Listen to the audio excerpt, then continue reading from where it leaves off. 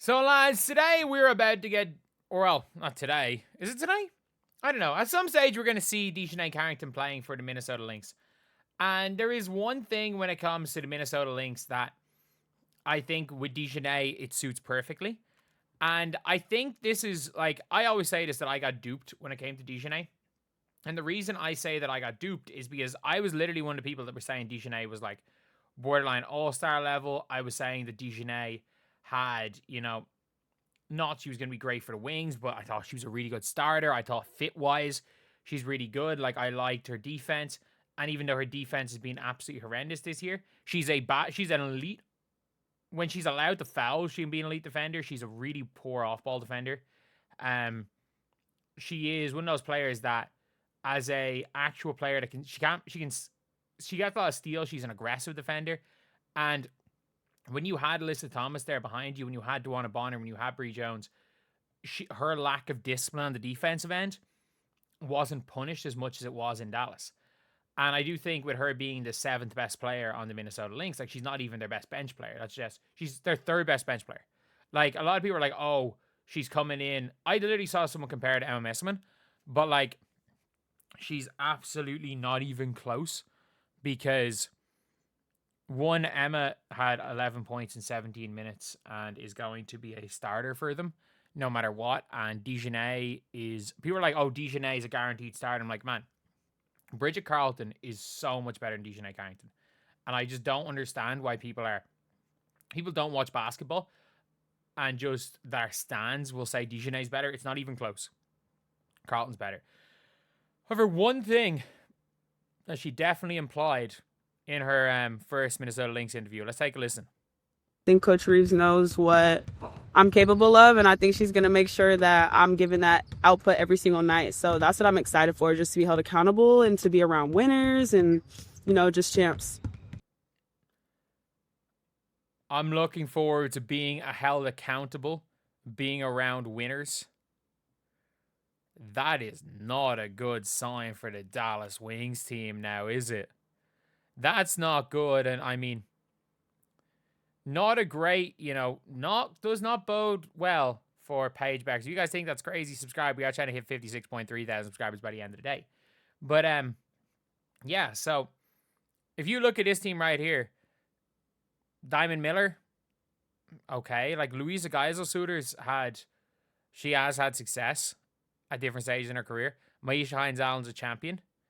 Is she calling Enrique a loser? The GOAT's back. The GOAT's back. They signed the GOAT again. Would you consider Haley Jones not being a winner? I mean, they played with each other in college, so I don't really know. And ironically, when Dijonai left Stanford, Haley Jones went and won them a college championship. But again, college doesn't mean anything, because let's be real. The player that should be a leader of this team, Paige Bueckers, like, nobody said I'm happy to be around winners when they left the Indiana Fever, did they? Nobody said the Indiana Fever weren't winners last year.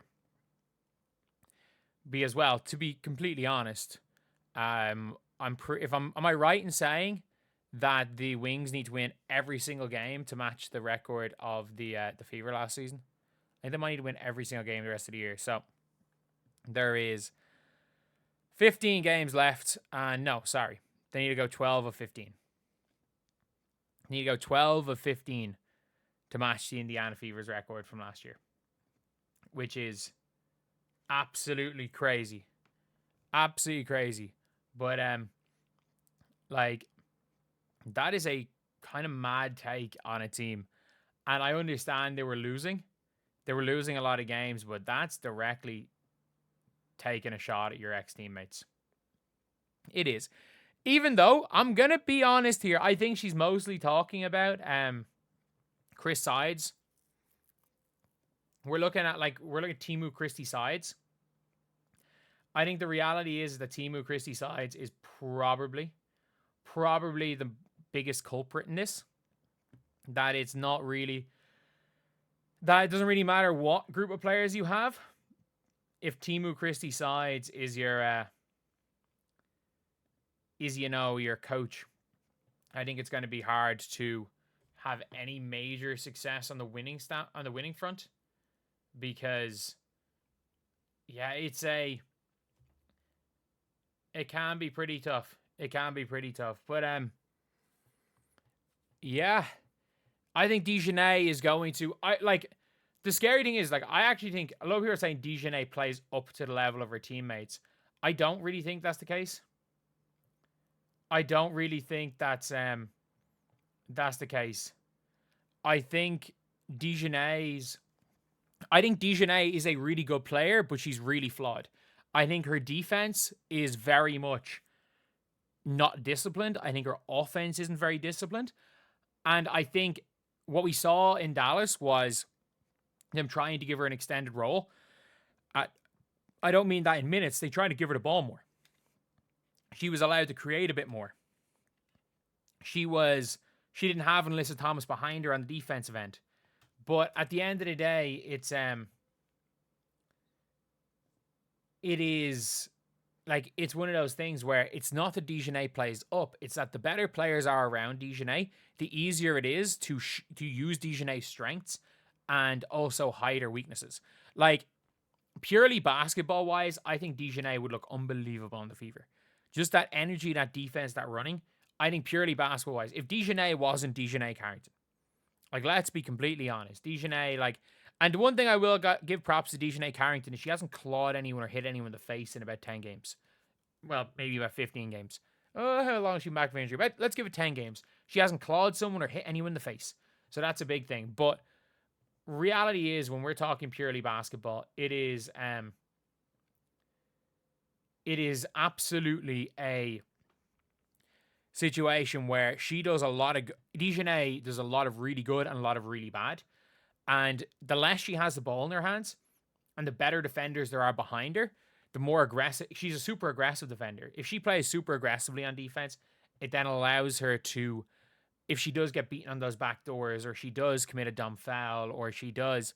Like, because she's struggling to shoot from the three-point line, it allows her to cut better. She's going to be hit from better passes. Like, Alyssa Thomas made her look great. This link system's going to make her look great. And I'm going to be honest, like, she's not as much of an individual difference maker as an MMS woman, but I will say that Dijonai is going to look significantly better with the links than she did with the wings. And the craziest part about it all is that she's literally out there saying, on a team with Paige Bueckers, it's going to be nice to be around winners. It's going to be nice to be around winners. That is a wild statement to make. That is a wild statement to make. And in fairness, like, I think Grace Berger said something similar about the Fever, but I think it was more so about the organization.